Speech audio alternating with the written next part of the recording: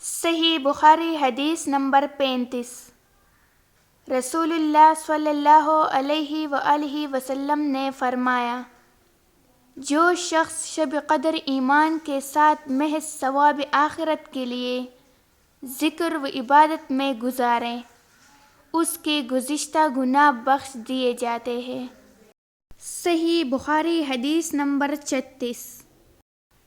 آپ صلی اللہ علیہ وآلہ وسلم نے فرمایا کہ جو شخص اللہ کی راہ میں جہاد کے لیے نکلا، اللہ اس کا ضامن ہو گیا۔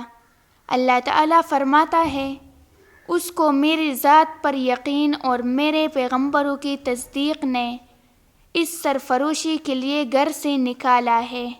میں اس بات کا ضامن ہوں کہ یا تو اس کو واپس کر دو ثواب اور مال غنیمت کے ساتھ، یا شہید ہونے کے بعد جنت میں داخل کر دو۔